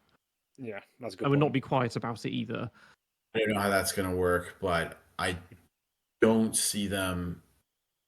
I believe that Lawrence Stroll wants to see his son become a world champion. I really believe, I remember reading somewhere that like he lives vicariously through his son somewhat. And I Yeah. really believe like this guy is like determined to see Lance world champion. And he's building everything he can to make sure Lance is. I highly doubt if Fernando's in the way of that, that he's gonna tolerate that. I don't think people understand. Like, he's a ruthless businessman. And when I mean ruthless, I mean ruthless with a capital R. And I don't think Alonso, I could be wrong. Maybe if Fernando becomes a 9-time world champion now or something, I don't know. I would be traumatized, but anyways, I mean, if it happens, it Title happens. number 9 at 50. I would be incredibly annoyed. But the thing is that I don't think that's going to happen. I really think that this is going to unfortunately be something that he doesn't benefit from, but Lance benefits from. And I think there's a good chance they may even replace Fernando at some point here. If they have a car that good, they're going to bring Max in sooner Lance or doesn't later. even want to race. He wants to golf and play tennis or something. Like, he doesn't even care himself.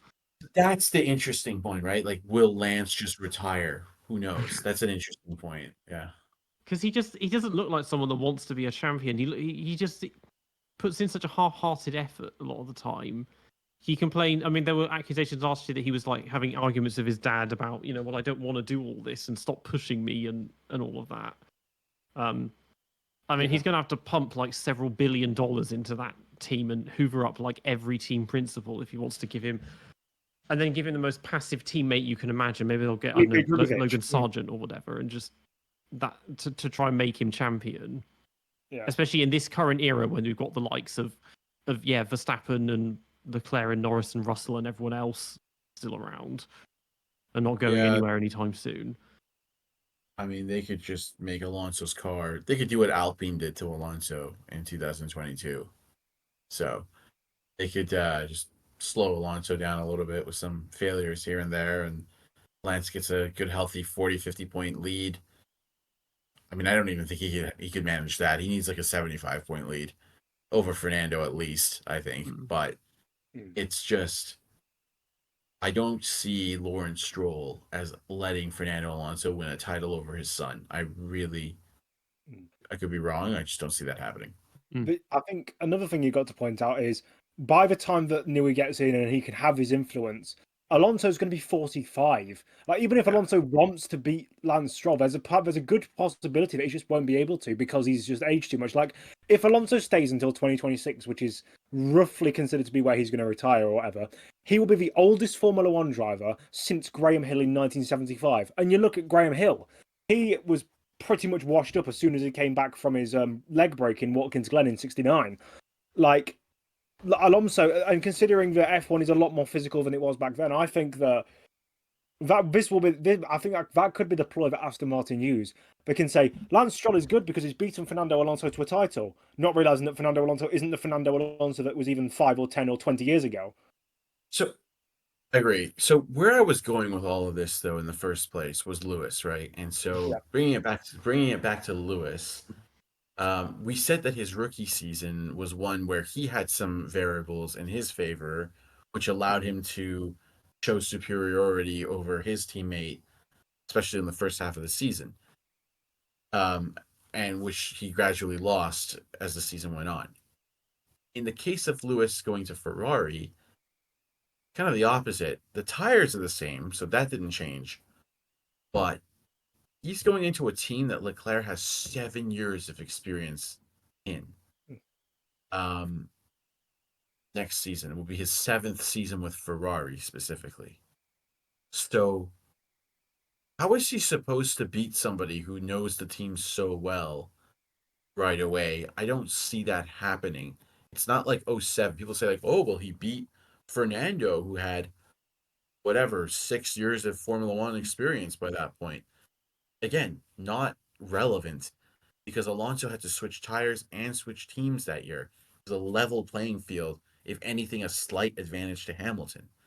Next year is completely different to 2007 in that he's going into Leclerc's den. He's going into a team that Leclerc knows every single mechanic. He can speak Italian. He knows everything about the car. He knows how the car handles. And Lewis has to learn all of that. There's going to be a good 5 to 8 races where this guy's just learning. And I don't think he's going to beat Leclerc in the first year at all. So it's the inverse of his rookie season. Now Lewis is on the back foot for the first time in a while, and I am going to be very shocked if he even comes close to beating Leclerc, given those variables are not in his favor in 2025. Another variable that isn't going to work in Lewis's favour is the fact he is going to be 40. I haven't seen a driver make a move to a team like this of his caliber at this age. Like, obviously, maybe Prost coming back from his sabbatical in '93 and a couple of others, but in the modern era, it's unprecedented. Someone going to a big team like Ferrari, like there's a good chance that Ferrari won't even be in the picture. Like they might be third or fourth quickest, and he's just roaming around for fifth, sixth, seventh, and eighth positions, and he's just crying himself to sleep because Mercedes might go back and be the second quickest or the best again. But I just something tells me that he's just not going to be able to adapt at his old age. If we're talking about F1, it is old age for him. I have a feeling that he will just, as he said, he doesn't speak Italian. Look how that worked out for Nigel Mansell. Like he just distances you from your team, regardless of whether you're an engineer. British engineers who've gone to Ferrari have ended up leaving a couple of years later because they just feel so isolated because John Barnard having his office in wherever it was, Guildford or whatever it was, didn't work. Nigel Mansell went to Ferrari and didn't put the effort in, didn't work. Lewis, I think, will be more effort putting in than Nigel Mansell, definitely. And Nigel was typically lazy, and David Coulthard's quote that he'd always just bugger off to the golf course after a testing session rather than listening to the feedback. I think that would be that. I think Lewis wouldn't be like that. Lewis would put in the hours, but whether it'd be enough for him to actually do something is another question entirely. Yeah, I mean, things have come full circle with this, as Ciaron said. I mean, if he goes there and, he's being beaten by Leclerc, maybe then we'll start hearing accusations of sabotage. Oh, wait, that's already happened. Yeah, I mean, the thing that really kind of makes me think about, again, the end of 2007 was the fact that Lewis was asked about this a few years later because everyone was like, why did everything just go off the rails so much?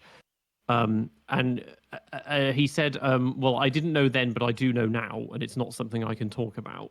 So something funny was happening, and he said 2016 again there was the mechanic swaps between him and Rosberg, and he's like, oh well, you'll have to read my autobiography in 10 years time to find out about that. And so those are the two unanswered questions, I think, and hopefully he will actually spill the tea, but we'll have to see. It depends if he still end up being connected to Mercedes in any way after his retirement. Maybe they'll be like, no, you can't do that. Maybe. Well, all this being said, I think Lewis is a driver that, whether it's his rookie season that we spoke about, and he never backs down from a fight. He will go into a fight. Now, how he handles that fight, we've seen him sometimes, differ in his, he can get sulky sometimes. He can accuse the team of sabotage. He's an emotional driver, but I'd like to think that since that rookie season where he was a little bit immature, he made mistakes under pressure and didn't exactly help the team with his inter-team rivalry with Fernando, which admittedly Fernando was mostly responsible for. I like to think that he's matured a little bit since then, so I don't think we'll see a hostile relationship with Leclerc. I think he's matured past that, I hope. I don't think we will see the same mistakes under pressure like he made in China and Brazil in 2007. And I also think he won't disobey team orders like he did in Hungary qualifying in 2007, which led to Alonso basically blocking him in the pits out of vengeance. I think Lewis will now draw on that 2007 season, that brilliant rookie season. Not the best rookie season of all time, in my opinion, but one of the best rookie seasons. Take the lessons he learned, and now he'll go up against a driver so much younger than him, just like he is against Russell. And I'm sure he'll take those lessons and not repeat those mistakes. So I think in that sense, it'll be interesting to see, but I don't see him beating Leclerc in year one. That's all. Yeah, and since in retrospect he lost his 8th title in 2007, I guess we'll wait and see if he reclaims it in 2008. 2008. 2025. Yeah. Yeah, you sound like Felipe Massa will be the one trying to reclaim anything in 2008. But Yeah, Formula One's first pending drivers' champion. Is that lawsuit still going on? I haven't heard anything about it in months. I don't think it's going anywhere, but hopefully it goes nowhere because anyways, we have an episode on this that the listeners can check out on our YouTube channel, but yeah, it's not really going anywhere. He sounds the same as the guy we were talking about before we started recording, that kart racer that was a McLaren Junior with Lewis, who then quit karting and is like, oh, that should have been me when Lewis joined McLaren in 2007. Yes, the Wesley Graves is his name. Yes, the promising young talent. So, guys, we've had a long discussion about Lewis Hamilton's 2007 Formula One rookie season. You've heard my thoughts about the season. Love to get your thoughts on it. Why don't we start with Peter? What did you think of Lewis's rookie season in 2007? Obviously one of the better ones. I mean, he came closer than anyone else I can think of to taking the title as a rookie, assuming you don't count 1950. If I looked through, I maybe I could find examples of people that had better rookie seasons from years gone by in less competitive cars, because again, it's quite rare to have a car that competitive as a rookie.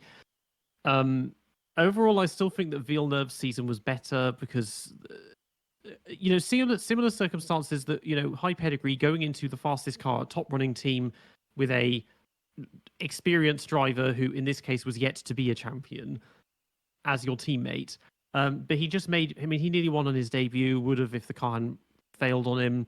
He made fewer mistakes than Lewis. And Lewis, even if you believe the accusations of sabotage in those final couple of races, and you look at just Spygate and everything else, he made mistakes at key moments, which was what cost him the championship when there were points when it looked like he was going to take it very comfortably. Yeah, I mean, I believe, this is just my off-the-wall thinking, but I believe that the best rookie season ever was Regazzoni in 1970, because he got third in the championship, only like a handful of points off the win, despite only doing 2/3 of the season, and basically carried Ferrari on his back along with Jackie Ickx, and was just as good as Ickx for most of the season. And then Villeneuve second, Hamilton third, I think. Yeah, this is a discussion that any discussions about Lewis tend to get people worked up and get people's attention. So obviously, if any of our listeners have any nominations they want to make for best debut seasons, make sure to let us know in the comments down below. You've been listening to the DRS Train podcast. We're on YouTube and Spotify, and you can find us on Instagram and X at the DRS Train podcast. Make sure to tune in for our next episode. Stay safe, and we'll see you all next time.